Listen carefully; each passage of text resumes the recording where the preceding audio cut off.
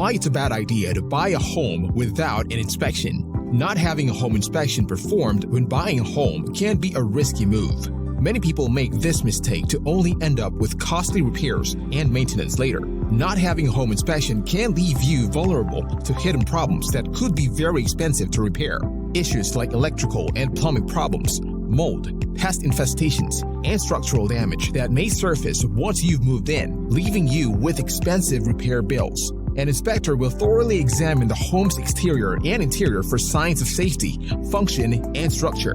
An accurate assessment of the property's condition can help you make an informed decision about your purchase, helping to reduce any post-closing expenses. So before buying your home, it is important to have it inspected by us to ensure that your investment is safe, secure, and functions properly.